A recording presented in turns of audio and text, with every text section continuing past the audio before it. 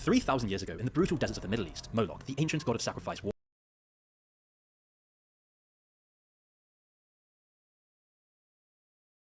that one day a man would come offering extraordinary gifts, but he would demand the ultimate price: our children. Millennia then pass before a young boy makes the first sacrifice, his own childhood.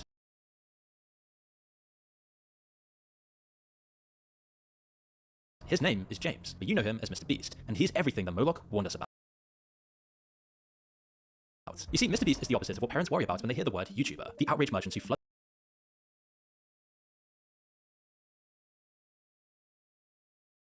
the internet to make millions before they finish puberty gave the growing profession a bad reputation, whereas Mr. Beast builds schools for the poor, homes for the homeless, saves endangered animals, gives sight to the blindness, hearing to the deaf, and pays for life-changing surgeries. He's probably the only example of someone getting nicer the more successful they became, and that's no accident, it's pure optimization. Because the internet's most beloved philanthropist is actually emblematic of an inhuman system of constant consumption and escalation, one that demands we sacrifice our children at the altar of mindless consumption, one that incentivizes us to trade our humanity for growth, profit, and power. This is how the world's most popular YouTuber today became the very system Moloch warned us of thousands of years ago. Now, the Moloch system today is everywhere, but it doesn't demand the literal sacrifice of children anymore. Now its arenas are complex technology and especially the internet. Entertainment was transformed by the internet. Entertainment was always made for an audience, but the internet turned entertainment into content, which can't survive without one. And content is the result of Moloch's system. It feeds on human attention and its own consumption. YouTube promised to democratize content creation, but instead it in turn industrialized it, catalyzing entertainment's transformation into content. Content isn't just consumed by audiences are consumed themselves. Their time, their thoughts, their attention, their data are all resources mined and monetized. Inevitably, someone was going to discover the double helix of the algorithm. But what people didn't anticipate was that a shy kid from North Carolina with a few unwatched Minecraft videos would sacrifice almost 10 years of his childhood to do it. So what did Jimmy Donaldson discover during those years, and what does it have to do with Moloch's warnings? Well, Moloch warns us of three things, and the Mr. Beast machine harnesses all three better than anyone else on Earth. The first is consumption. Consumption is probably not the first thing that comes to mind with Mr. Beast, but when we peel back the layers of his brand, we can see how he optimizes everything to drive consumption to a nuclear level, weaving himself into the fabric of the algorithm so that other creators and audiences would have to follow in his wake. There's a million levers that go into a video, from the quality to even the cameras used, how you edit it, to, yes, the more obvious stuff like the prize pool or the set designer. So it's just focusing on all those granular things and just constantly improving them every time. Mr. Beast discovered something about consumption that sets him apart from other successful YouTubers. Negative content, whether it's a rage-baiting prankster or mukbanger, always has a ceiling, a point at which it can't grow anymore. Yes, some creators did well for a while, but there's only so much appetite for watching greedy or selfish people. There will always be a point when consumption plateaus and collapses. Generosity, although it's way harder to capture attention with, doesn't have that ceiling, and it's why Mr. Beast makes extreme generosity the centerpiece of his brand. Now, I'm not saying this is just a cynical move. There's no doubt that Jimmy Donaldson is genuinely a good guy. Making money by giving it away is hardly the epitome of evil. But he didn't want to be a charity. He wanted to be the #1 content creator in the world. And when charity is harnessed and optimized like everything in the Mr. Beast machine, the upside is endlessly scalable, and the opportunity for consumption is limitless. Because charity isn't necessarily a moral action in a Mr. Beast video. It's a tool to leverage human emotion. By using it to control narrative tension, he can drive viewer retention, ad sales, improve branding, and channel growth, all while the algorithm rewards him for it. So we have to ask, why does Mr. Beast charity make more money than it gives? Beast Industries, the corporate umbrella behind everything Mr. Beast, recently secured $200 million in investment, valuing the company at $5 billion. That company includes Beast Philanthropy. Yet private equity doesn't invest in charities. Their shareholders demand growth and profits, and charities are sustained through donations and volunteers, meaning they're very distinct from for-profit organizations. And so the moment private equity enters the room changes. And by folding Beast Philanthropy into his $5 billion valuation, the question stops being about how much good is he doing and becomes about how much his generosity is worth to investors. And it's not just Mr. Beast. VC money is now moving directly into YouTube, buying up and partnering with big channels. Many of the creators you watch every day probably have shareholders you've never heard of. And at the top of that chain sits YouTube itself, owned by Alphabet, its largest shareholders of Vanguard, BlackRock, and State Street. Their involvement didn't just encourage the shift from general content sharing to attention-focused content for advertisers, but reshaped what YouTube is and who gets rewarded for serving that system. But before we continue, I want to tell you about Saily. In doing these videos, I travel a lot and work remotely. Yet one of the strangest things about modern travel is that your entire digital life just breaks the moment you land somewhere new.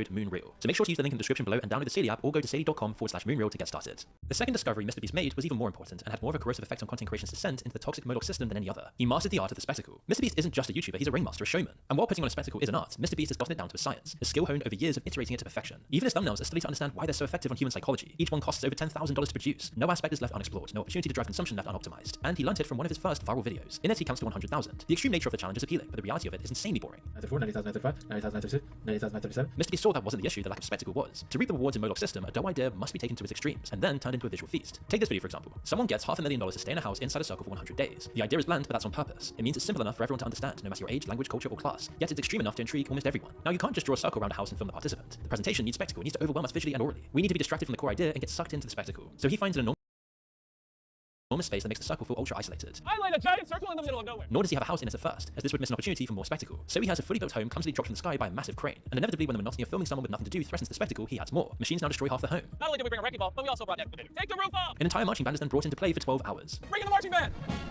Hey, hey, hey! Do you want to know what the best part about this is? I paid them to be here all night. Clowns are then hired to stand in silence throughout the night. All right, attention clowns, nod your head if you can hear me. I'll give you all $1,000 each if you stay all night. And when the tricks get old, the best prop of all is rolled out: human emotion. Happy Father's Day! Almost makes me feel bad for trapping him in here. Manipulating people's emotions on both sides of the camera always helps to keep the punches coming. As with every spectacle in all Mr. Beast videos, it ends with a crescendo. An explosion of sounds, fireworks, crowds, tears, applause, and a huge check. It's bread and circuses at its finest. And it also shows another one of Mr. Beast's secrets of limitless consumption: toxic positivity. At the end, everyone is thrilled, as they always are in a Mr. Beast video. The positivity could power a small city and probably would if it could be made into a 15-minute video. Mr. Beast is beaming as always while being lionized by the same guy he just locked away for 3 months. His wife and children are overwhelmed with joy. They have their dad back and $500,000 in the bank. It's also very wonderful. It also increases the range of viewers he can reach more than any other factor, more than the eye-watering generosity, because Moloch demands endless consumption, and the biggest audience on YouTube are his favorite victims: children. Mr. Beast is almost sickeningly curated to appeal to children. Where he outmaneuvers other creators is in his appeal to their parents. He is safe, he's always smiling. Jokes are always tame and silly. He never uses bad language, never shows any political affiliation, or allows socially charged topics to jeopardize his unobstructed access to children all over the world. People picked up on a smile a while ago. It's radiant, white, big, always on display, and somehow empty. It never reaches the eyes, which look hollow and joyless. He's almost in pain, suffering to fake happiness. It's like he's been sent back to school to be forced to retake his high school yearbook photo, and once it was noticed, it became a meme on social media. People really didn't like it. It's something he also tried to optimize, but he made the mistake of thinking a natural expression that humans are hardwired to read could be quantified and produced on demand like a thumbnail. A set of nice aligned pearly whites simply don't make up for the two soulless, unhappy eyes. And despite recent controversies, Jimmy Donaldson might be the only example of someone becoming a billionaire without ever getting hate over the way he did it. It doesn't matter that his operation takes advantage of desperate people or uses cheap tricks to manipulate the audience's emotions, because everything is covered in a gloss of hyper-positivity. From the title to the thumbnail, the hook, the setup, the banter, the payoff, it's all carefully calibrated to be as universally palatable as possible. It's also why the most positive person on the internet is emblematic of everything now wrong with it, because the success of this performance positivity drives the final factor in driving consumption: scale. The last piece of the puzzle Mr. Beast discovered was that to get on top, everything had to scale infinitely. It permeates everything in his productions, from the easily digestible premise to the perfect thumbnails, all scientifically optimized for maximum scale. His videos are offered in various languages, and it works because none of the videos or narratives are tied to a culture viewers need to understand. They could be repeated by anyone, anywhere, and any time, and still be totally engaging. I'm gonna spend Próximo $50 enterrado vivo nesse. Nossa, se chama PhD. Chicos, séguenlo! The competitions themselves are so straightforward that a small child can understand them, but taken to such an extreme and so much pageantry, even most adults can happily watch a whole video. This formula of generosity, spectacle, positivity, and scale is a system, and once you see it, you really can't unsee it. And you start to ask, is his success fueling his philanthropy, or is philanthropy fueling his success? Because when we take a step back, we're not really watching a global wholesome guy in his ever-increasing generosity. What we're seeing is the next thing Moloch warned us of: escalation. If scale is making videos anyone can watch, then escalation is making videos no one can ignore. Mr. Beast is a machine. Its packaging is generosity, but its engine is escalation. Being number one isn't good enough. If you don't grow, you die, and Mr. Beast's magic formula alone won't drive growth forever. But at some point, there's only so many variables to maximize. So then, the only choice left is to escalate. And this has kicked off an arms race that's now unavoidable for anyone on YouTube, because now it's not a platform to upload spontaneous videos of anything they find interesting. It's an algorithm that rewards or punishes based on data. Once escalation is introduced, all creators must escalate to be seen or accept being buried by the algorithm. It spawned all the creators to churn out I Did Excessive Thing videos, from Ryan Trahan, Matthew Beam, Eric, Nick DiGiovanni, the Stoke Twins, all of them. Mr. Beast learned early on that escalation is an easy way to cut through to a bigger audience. Well, the world record's 2,000. We're gonna serve around 10,000 today, so we'll 5x the world record for most burgers sold in a day. Whatever worked once can work 100 times, but you must increase it by an order of magnitude the next time you do it. He could have counted to 100 or 1,000, but 100,000 is so much more extreme, it immediately lands. 6 years ago, his videos had $10,000 giveaway prices, and that was much more than most top creators would spend on a video. But 6 months ago, the price in a video has now risen to $1 million. Yes. Yeah. Well, last one you delete back is 10 grand. To celebrate, I bought this ginormous private island. I'm giving it to one of you in this video. They spend the next 30 days here. I will give them $250,000. Just shot 50 of the biggest streamers this year, and whoever leaves last will have $1 million. One of you will walk away with the life-changing, record-shattering grand prize of $5 million. But it's not just his challenging videos that escalate. His charity ones do too. It's no longer help one person, it's build 10 schools. In this video, we're building 10 schools all around the world. Then dig 100 wells in Africa. This is the first of 100 wells we're gonna build in this video. Then 100 houses. In this video, we are building and giving away 100 houses. Then save 1,000 animals from dying. And it's the first of 1,000 animals we're gonna be saving in this video. Then cure 1,000 people's blindness. In this video, we're curing 1,000 people's blindness. This is the first out of 1,000 deaf people that we're gonna help cure again. This should be inspiring and energizing, so why does it start to feel exhausting? Now, this wouldn't be such a sinister thing if all creators copied the generosity and family-friendly fun, but Mr. Beast is just the purest version of a system that produces the worst creators. This is actually the same road that she passed away on, guys. Like I said, it was a drunk driver. I'll miss you, Alexia, especially on mine and Alexia's channel Dream Team. She just wanted to get 1 million subscribers. Those who compromise long-term scalability for short-term virality, and when they escalate, things get dark quickly. Jack Doherty started out as a sweet kid flipping cups. He leaned into that playful side, and soon that became mischief. Hello, hello. Ladies and gentlemen, welcome Christian Ulama singing Rockstar by Post Malone on the intercom. Which is fine too, no one was getting hurt, but at some point, the escalation forces you to pass the threshold. If you start with harmless pranks, they must escalate to not so harmless pranks. Go away, Phil, she's trying to Until one day, you're filming petty crimes or endangering your life for views. All right, guys, I just totaled my McLaren. It just completely cooked right now. When we look again through Moloch's lens, we see how that escalation arms race that Mr. Beast epitomizes actually creates those people. Nicardo Avocado shows us how Moloch's escalation trap forces someone to sacrifice their values, health, and dignity in the pursuit of attention. He even started his YouTube journey at the same time as Mr. Beast. Only when he started, he was slim, vegan, and focused on health and sustainability. Think of a few people in general where they tried making original content and stopped with the calling out videos, and very few people watch them because they weren't original or they were boring, you know? But as vegan content cools off and escalation becomes imperative to growth, he pivots to more extreme food content. Welcome to my eating show. Today we're doing something really special. This is my first time ever having ramen noodles. But we added some vegetables. There's some vegetables in here. There's carrots, there's broccoli, there's peas, there's tomatoes. Yes, so just to get some more nutrients. Then the algorithm rewards him, but there's still plenty of room for escalation. He can skip those extra vegetables and nutrients. From here, his success skyrockets as his health plummets. He completed a full reversal from someone using YouTube to spread information about a healthy lifestyle choice, and within a few years was the winning symbol of consumption and gluttony. Oh my gosh.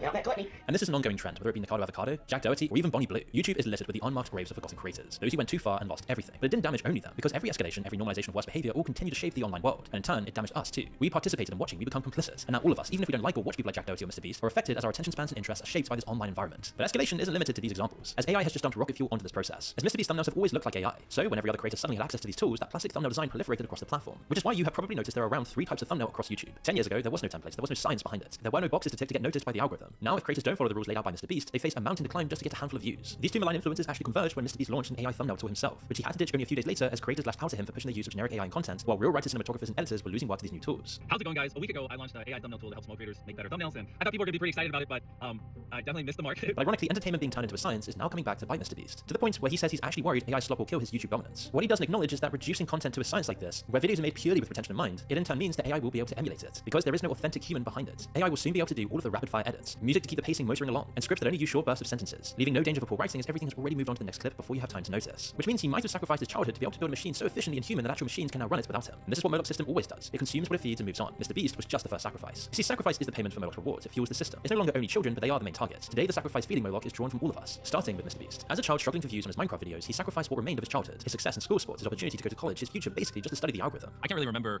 life before YouTube. Like, my earliest memories are basically when I started making videos. And clearly, he was a genius at making videos. He'd wake up, open his laptop, and spend the rest of his waking hours dissecting videos, hooks, edits, titles, thumbnails. It was the maniacal focus needed to become a billionaire. Every single element of YouTube virality, failed videos and channels. From a young age, I really just studied what virality was, and I spent my entire teenage years just basically studying, and that was kind of my obsession for like 8 or 9 years. He gave over all importance in life to the algorithm, but at a cost on seminal moments of his youth, the ones most other kids his age got to experience. We agreed not to drink, we didn't do drugs, like we didn't date, we didn't do anything. We just literally obsessed from the time we woke up to the time we went to bed. All to know the system, but when he understood it, he wielded it to such great effect that he soon became the system, the Moloch of the internet. But why? What gave him this innate energy and focus to do this? It is just insanely impressive what he's done, and everyone wants his wealth and power and fame, yet almost no one is willing to make the sacrifices for it. Well, the answer to this might be the story that he doesn't tell us publicly, that might hint towards the answer, possibly to escape. Seemingly, he was isolated at school, with peers calling him mute because he rarely spoke and said he couldn't relate to anyone else. I have a memory of that, like really burned in my brain. Is like people, one time like a high schooler told me, all you do is talk about YouTube, like do you like know how to do anything else? Like you're just like a freak. And I eventually just like stopped talking because I just didn't relate to anyone, and people used to call me mute. His parents then tragically went bankrupt in the 2008 recession as their income was tied to the property market. After that, his mother was always out working, who eventually feared that her son might become a loser if he only focused on YouTube. While the two were deeply connected, his relationship with his father was apparently worse. In fact, it's one thing he refuses to discuss. Why don't you talk about